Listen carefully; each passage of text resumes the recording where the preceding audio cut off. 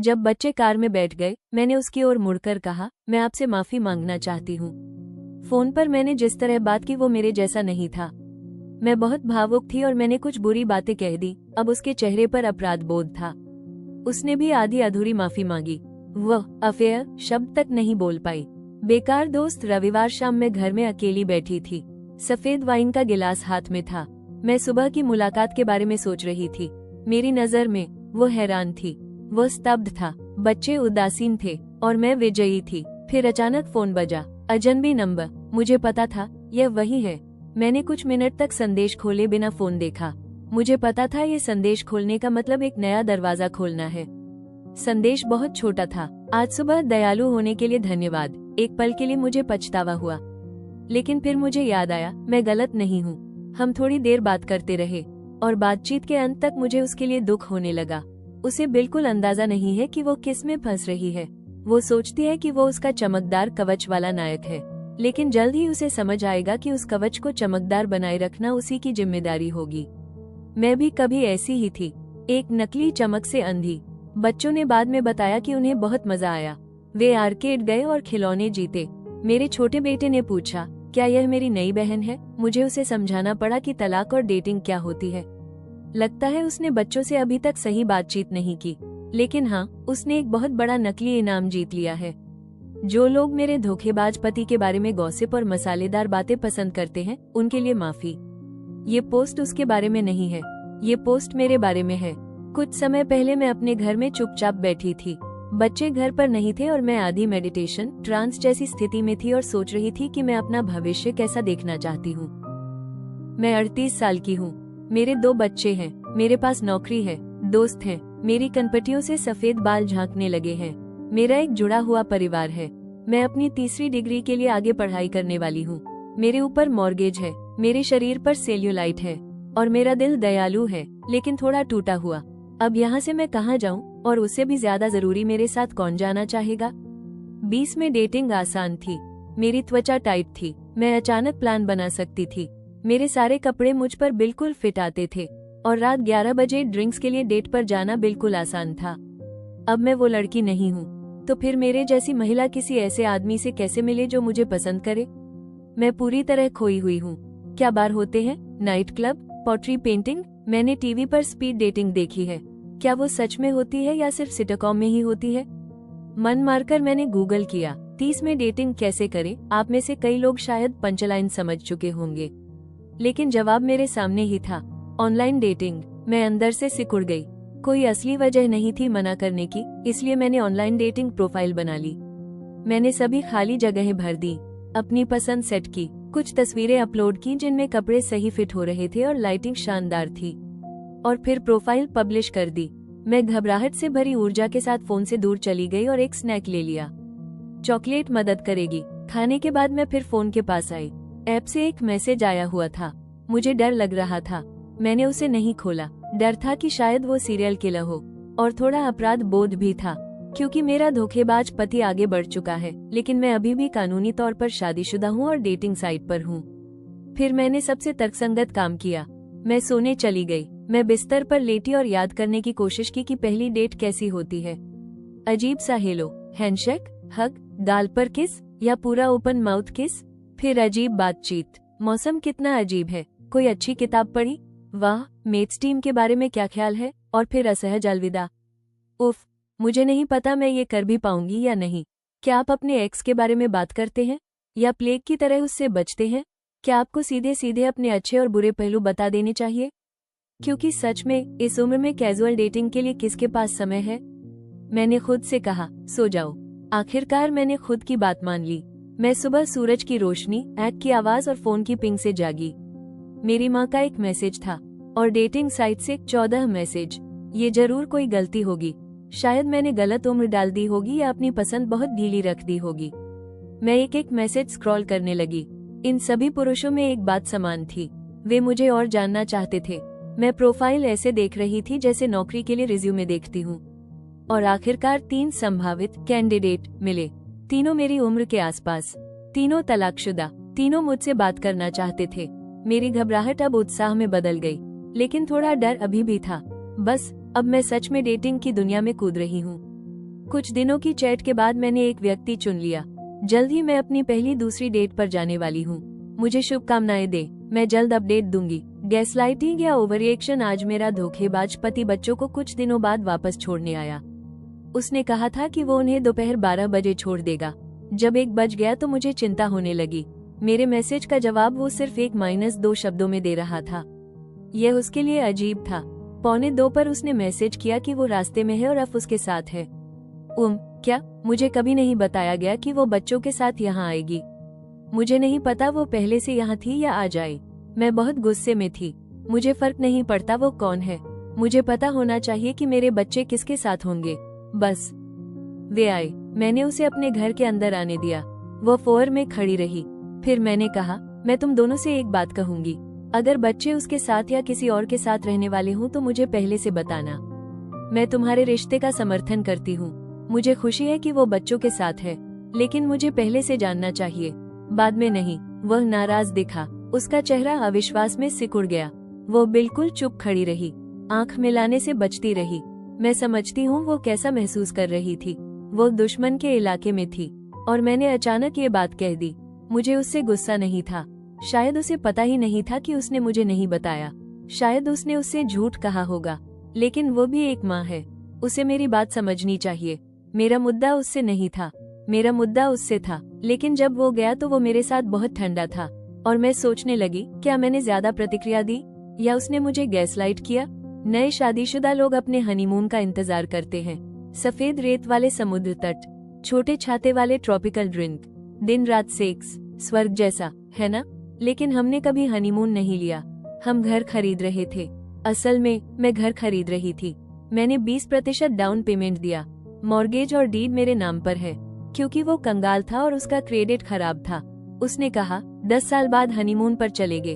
हमने Bahamas trip book की, लेकिन कोविड आ गया और फिर सितंबर 2020 में उसका अफेयर शुरू हुआ।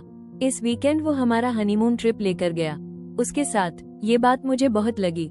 मैंने उसे 13 साल दिए, 2 बच्चे, घर, 2 कारें खरीदी, अनगिनत खाना बनाया, बीमार बच्चों के साथ रातें जागी। और मेरा इनाम, वो ट्रिप जो हमने साथ बुक की थी। इस वीकेंड में ऑफलाइन हो गई। मैं बच्चों को बीच ले गई। शनिवार रात मेरा फोन बजा। मेरी एक्स सास, फिर एक्स सिस्टर इन लॉ। उन्होंने पूछा, क्या तुम ठीक हो? मैंने कहा, हाँ। फिर पता चला उसकी अफ ने बहामास में उनकी फोटो पोस्ट की और उसे टैग किया सोशल मीडिया पर, सबके सामने। परिवार, दोस्त, मेरे सहकर्मी। मैं गुस्से से भर गई। उसने पहले मेरा विवाह छीन लिया, अब मेरी प्राइवेसी भी। मैंने उसे मैसेज किया। उसका जवाब, हम हर तरह से तलाकशुदा हैं, बस कागज छोड़कर। तुम भी डेट कर रही हो? मैं भी। क्या बेवकूफ है। हाँ, मैं डेट कर रही हूँ, लेकिन मैं हर डेट सोशल मीडिया पर पोस्ट नहीं कर रही। मैंने फैसला लिया, मैं अपने लिए जीना शुरू करूंगी और जल्द एक बड़ा फैसला लेने वाली हूँ। मीडिएशन के दौरान हमने कई समझौते किए। एक चीज पर मैं कभी नहीं झुकी, घर। घर 100% मेरा होगा, कोई एलिमनी नहीं। उसने घर की कीमत इंटरनेट से देखी, सही मूल्य नहीं। मुझे असली कीमत पता थी। अब मैंने उससे पेपर साइन कराए कि मैं तलाक फाइनल होने से पहले घर बेच सकती हूँ और वो मुनाफे का दावा नहीं करेगा। उसने साइन कर दिया। अगली सुबह उसने लंबा मैसेज भेजा। अब उसे गुस्सा आया। कहा, ये स्वार्थी फैसला है। मैंने पूछा, जब तुम देश के दूसरी तरफ उसके साथ रहने जाओगे, क्या वो बच्चों के लिए सही होगा? चुप्पी। फिर उसने कहा, उसे पैसे चाहिए। मैंने कहा, अगर मैं तुम्हें पैसे दूंगी तो वो सिर्फ मेरी अच्छाई होगी, मुझे कोई जरूरत नहीं। अब मैं सच में नई शुरुआत कर सकती हूँ। मेरे बच्चे और मैं परिवार के साथ रहेंगे। मैं फिर से पढ़ाई करूंगी, उनके कॉलेज के लिए पैसे बचाऊंगी और भविष्य के लिए नया घर खरीदूंगी। रिबाउंड्स में कुछ दिन अपनी सबसे अच्छी दोस्त के साथ बीच पर रही। बच्चों ने खेला, पिज्जा खाया, तेरे यादें बनाई। रात में हम वाइन पीते हुए बात कर रहे थे। हमारी बात धोखेबाज पति पर आ गई। हम सोचने लगे, उसने ऐसा क्यों किया? उपहार दे रहा था, उसके पास उड़कर जा रहा था। ये सब शायद एक सुरक्षित रिबाउंड है। हाँ, ये सब सोचना बेकार है, लेकिन ये लिखना मेरे लिए थेरेपी है। यह मेरी डायरी है। धोखा झेलना आसान नहीं होता, ये दर्दनाक है, लेकिन यह एक प्रक्रिया है और मैं अभी उस यात्रा में हूँ। मई में मैंने कस्टडी शेड्यूल बनाया था, उसके ट्रिप्स को ध्यान में रखते हुए। वो बुधवार रात उसे मिलने गया और रविवार रात रेड आई फ्लाइट से वापस आना था। सुबह उसने मैसेज किया, फ्लाइट कैंसिल हो गई। मैंने सोचा ठीक है, फ्लाइट्स अनप्रेडिक्टेबल होती हैं, लेकिन मेरी बहन ने कहा अजीब है। मैंने फ्लाइट शेड्यूल चेक किया, कोई फ्लाइट कैंसिल नहीं थी। वो झूठ बोल रहा था। उसने कभी रविवार की फ्लाइट बुक ही नहीं की थी। वो हमेशा सोमवार को लौटने वाला था। जब मैंने सबूत मांगा, उसने कहा मैं आज इस पर बहस नहीं करूंगा, यही उसका तरीका है। ऊपर से अच्छा, अंदर से चालाक। जब मैं उसे पकड़ती हूँ वो मुझे पागल कहता है। ये गैसलाइटिंग का चक्र है और मुझे इसे रोकना है। अगर वो पहले ही कह देता कि उसे एक दिन और चाहिए, मैं मान जाती, लेकिन नहीं, उसे कहानी बनानी थी। Airport, flight agent, cancellation. क्यों? तुम किसे बचा रहे हो? मुझे सिर्फ इतना पता है, मुझे इस व्यवहार को खत्म करना होगा ताकि मैं अपनी जिंदगी जी सकूं। Money matters, money matters. सबसे पहले मैं बस इतना कहना चाहती हूँ कि मेरे धोखेबाज पति की बेशर्मी मुझे कभी भी हैरान करना बंद नहीं करेगी। ये कहने के बाद चलिए पैसे की बात करते हैं। जनवरी 2020 में मेरे धोखेबाज पति और मैंने एक तलाक एग्रीमेंट बनाया था। इस तलाक एग्रीमेंट में मैंने एलिमनी लेने से मना किया और घर अपने पास रखा। मार्च 2020 में वो तलाक एग्रीमेंट बदलना चाहता था ताकि कस्टडी अरेंजमेंट बदल सके, घर या दूसरे एसेट्स के लिए नहीं। जून 2020 में हमने अपना तलाक एग्रीमेंट साइन किया, लेकिन हमारे स्टेट में जब पेपरवर्क डिफेंडेंट को सर्व किया जाता है तो उसके पास 30 दिन होते हैं तलाक एग्रीमेंट को चैलेंज करने के लिए। स्पॉइलर, उसने इसे चैलेंज नहीं किया। जुलाई 2020 में मैंने तय किया कि मैं घर बेच दूंगी, इसलिए मैंने उससे एक और लीगल डॉक्यूमेंट साइन करवाया जिसमें उसने घर और उसकी इक्विटी, प्रॉफिट पर अपना अधिकार छोड़ दिया। अब हम सितंबर 2020 पर आते हैं। अब उसे घर चाहिए। कसम से, यह आदमी अपने खुद के नियम बनाता है। खुशकिस्मती से मैंने पहले ही एक वकील रख लिया था। उसने मुझे समझाया कि अब उसके घर पाने की संभावना लगभग 0 है, लेकिन वो बच्चों के रिलोकेशन के खिलाफ लड़ सकता है। उसने बताया कि यह एक लंबी और बहुत महंगी प्रक्रिया होगी। मुझे पता है कि मेरा धोखेबाज पति आर्थिक रूप से संघर्ष कर रहा है, इसलिए मैंने उसकी ब्लफ कॉल कर दी। मैंने उससे कहा कि वकील रखो, मैं फाइनेंशियली साबित कर सकती हूँ कि मुझे घर बेचना जरूरी है। मैं ये भी दिखा सकती हूँ कि बच्चे बेहतर स्कूल डिस्ट्रिक्ट में जा रहे हैं, अपने कजिन्स के साथ स्कूल जाएंगे, ज्यादा एक्स्ट्रा करिकुलर मौके मिलेंगे और दादा दादी से 24 घंटे देखभाल मिलेगी। मैं बच्चों को उनका नया स्कूल दिखाने ले गई और वो काफी शानदार है।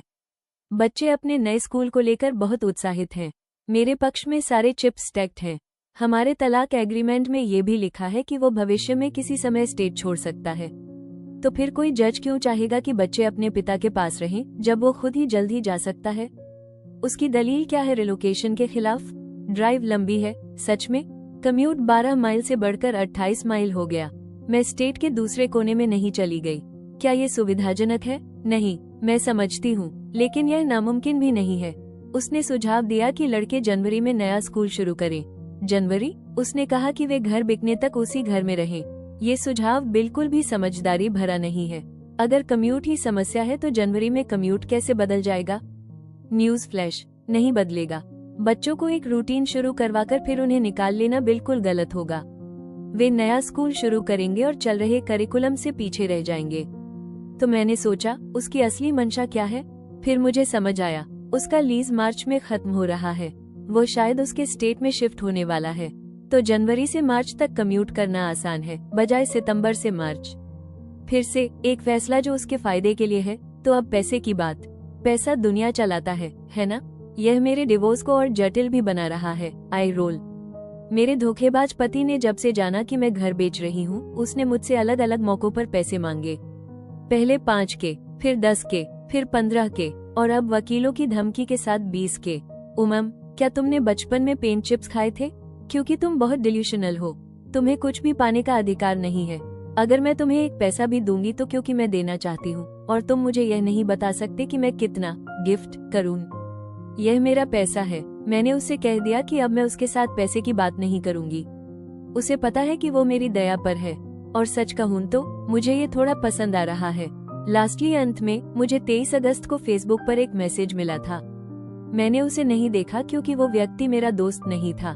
कल मैंने उसे देखा और वो अफेयर पार्टनर का एक्स हस्बैंड था। उसने लिखा, हाय नाम, मैं अफेयर पार्टनर एक्स का नाम हूँ। कैसी हो? मुझे लगता है हमें बात करनी चाहिए। शायद हम एक दूसरे की मदद कर सके कुछ चीजें समझने में। मैं बस पूछना चाहता था कि क्या तुम बात करना चाहती हो? मुझे सच में इतना आश्चर्य नहीं हुआ। वे सालों से बात करते रहे हैं। वाह, कहानी में नया ट्विस्ट। मैंने उसके बारे में बहुत बुरी बातें सुनी थी, लेकिन अफेयर पार्टनर ने भी मेरे बारे में झूठी कहानियां सुनी थी। क्या वो भी मेरे धोखेबाज पति जितनी झूठी हो सकती है? क्या अफेयर पार्टनर एक्स को उनके अफेयर की टाइमलाइन के बारे में मुझसे ज्यादा पता है? क्या उसे मूव डेट पता है? मुझे लगता है ये बातचीत मुझे करनी चाहिए, लेकिन सावधानी से। मैंने उसे जवाब भेज दिया है और अब मैं उसके रिप्लाई का इंतजार कर रही हूँ। सबसे पहले, जैसा कि मैंने पिछले पोस्ट में कहा था, मुझे बताया गया था कि यह आदमी बहुत खराब इंसान है। एक शराबी, एक जुआरी, एक औरतबाज, आदि और मूर्ख। मैंने ये सब मान लिया, लेकिन अब मैं कहानी का दूसरा पक्ष सुन सकती हूँ। एक ऐसा पक्ष जो मेरे एक्स और उसकी अफेयर पार्टनर से प्रभावित नहीं है। मैंने बहुत कुछ सीखा, तो अगर ये थोड़ा उलझा हुआ लगे तो माफ कीजिए। मुझे नहीं पता कहाँ से शुरू करूँ। तो संक्षेप में, मैंने ये सीखा, उसे सच में शराब की समस्या थी, लेकिन उसने 2017 में शराब छोड़ दी। अफेयर पार्टनर एक्स को पता था कि वे सालों से बात कर रहे थे और मुझसे अलग। उसे पता था कि उनके बीच रोमांस पनप रहा था। मुझे पता चला कि मेरा धोखेबाज पति उससे कुछ साल पहले डिनर के लिए मिला था, जब वो काम के सिलसिले में उस इलाके में थी, और उसने उससे कहा था कि वो उससे प्यार करता है। उसने अपने पार्टनर को बताया, और उसने कहा कि उसी पल उसे समझ आ गया था कि कभी न कभी उनके बीच कुछ होगा, और उसी समय से वो भावनात्मक रूप से उससे दूर हो गया। वो उसके लिए अंत की शुरुआत थी। उसने मेरी इस धारणा की पुष्टि की कि उसे लोगों से प्रशंसा करवाना पसंद था। उसे शक है कि उसने मेरे धोखेबाज पति को सिर्फ ध्यान पाने के लिए एंटरटेन किया, और अपने से भी ध्यान पाने के लिए। घिनौना, है ना? खैर, वे दोनों एक दूसरे के साथ तालमेल नहीं बिठा पा रहे थे और धीरे धीरे दूर हो गए। उन्होंने सितंबर 2020 में तलाक नहीं लिया, जैसा मुझे बताया गया था, बल्कि उस समय वे सिर्फ अलग हुए थे, और उनका कानूनी तलाक मार्च 2021 में हुआ। और भी घिनौनी बात, उसने इस आदमी को आर्थिक रूप से बुरी तरह निचोड़ लिया। उसने उनका जॉइंट अकाउंट खाली कर दिया और सारा पैसा ले लिया, और फिर तलाक फाइल कर दिया। क्या कमाल की औरत है ना? उसने उसके 2017 के रिहैब स्टे का इस्तेमाल करके फुल कस्टडी लेने की कोशिश की और उसके लिए सुपरवाइज्ड विजिटेशन की मांग की। वो मेरे धोखेबाज पति को अपने परिवार और दोस्तों से अपने नए बॉयफ्रेंड के रूप में मिलवा रही है, और वो अफेयर और ये तथ्य कि वो अभी भी शादीशुदा है, दोनों छुपा रही है। अफेयर पार्टनर एक्स अभी भी उसके परिवार और कुछ दोस्तों से दोस्ताना संबंध रखता है, और वो चाहता है कि यह सच्चाई सबको पता चले, और मैं इसके लिए पूरी तरह तैयार हूँ। अफेयर पार्टनर एक्स को ये भी लगता था कि मेरा धोखेबाज पति पहले से ही उनके स्टेट में रह रहा है। उसे यह नहीं पता था कि वो जब भी वहाँ जाता है तो उसके घर में उसके साथ रहता है। स्पॉइलर, वो उसका घर नहीं, बल्कि उसका घर है। कहने की जरूरत नहीं कि वो इससे खुश नहीं है। उसे ये भी नहीं पता था कि मेरे और मेरे धोखेबाज पति के बच्चे हैं, क्योंकि यह बात अफेयर पार्टनर ने उसे बताने जरूरी नहीं समझी। उसने ये भी पुष्टि की कि वो बहुत खर्च करने वाली है, उसके लिए पैसा पानी की तरह है, और वो शायद मेरे धोखेबाज पति को पूरी तरह कंगाल कर देगी। हमने अपने घंटों लंबे टेक्स्ट चैट को एक काम के साथ खत्म किया। उसे ये पता लगाना है कि मेरे धोखेबाज पति की आधिकारिक मूव डेट क्या है, और वो ये जानना चाहता है कि वो कब उनके स्टेट में जाता है और उनके घर में रहता है। उफ, ये बहुत कुछ था। उम्मीद है आप ये सब समझ पाए होंगे। मैंने हाल ही में अपने वकील के साथ काफी महंगा फोन कॉल किया। पता चला कि वो घर के मामले में तलाक एग्रीमेंट को चैलेंज कर सकता है, लेकिन ये बहुत लंबी प्रक्रिया होगी, और संभव है कि तलाक फाइनल होने तक केस भी पूरा न हो। उसने ये भी कहा कि टाइमिंग उसके पक्ष में नहीं है, क्योंकि उसके पास 35 दिन थे तलाक एग्रीमेंट को चुनौती देने के लिए, और उसने इंतजार किया जब तक मैंने घर मार्केट में नहीं डाल दिया। मेरी वकील ने मुझे भरोसा दिलाया कि जज इसे पैसे के लिए किया गया बैकपेडलिंग मूव समझेंगे और इसका समर्थन नहीं करेंगे। जहां तक मेरे रिलोकेशन की बात है, वो इसे भी चैलेंज कर सकता है, लेकिन मैं अब आधिकारिक रूप से इस नए शहर में रह रही हूँ और पूरी तरह घर छोड़ चुकी हूँ। मेरा धोखेबाज पति दावा कर रहा है कि मैंने तलाक एग्रीमेंट का उल्लंघन किया है, क्योंकि मैंने बच्चों को नए स्कूल में एनरोल कर दिया। मेरी वकील ने मुझे फिर याद दिलाया कि मैं कस्टोडियल पेरेंट हूँ, और अगर मैं कहीं मूव करती हूँ तो बच्चों को वहीं स्कूल जाना होगा जहाँ मैं रहती हूँ। वह अभी भी 20K के लिए दबाव डाल रहा है, लेकिन मेरी वकील को पूरा विश्वास है कि उसके पास इसे पाने का कोई कानूनी आधार नहीं है, और अंत में वो ये लड़ाई छोड़ देगा, क्योंकि यह महंगी कानूनी प्रक्रिया है और वो अभी आर्थिक रूप से घाटे में है। ओह, ये सुनो, लड़कों का स्कूल का पहला दिन 9/9 को था। मैं 9/8 को उन्हें उसके घर से लेने जा रही थी, ताकि वे सुबह से नई शुरुआत कर सके। 9/8 की शाम तकनीकी रूप से उसकी कस्टडी नाइट थी। लेकिन उसने पहले ही मुझे उन्हें ले जाने की अनुमति दे दी थी।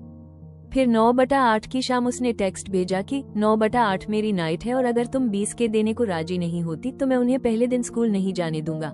माफ कीजिए, क्या तुमने मेरे बच्चों को चेक के बदले बंधक बना लिया? क्या तुम ट्रूएंसी स्कूल न भेजने का अपराध स्वीकार कर रहे हो?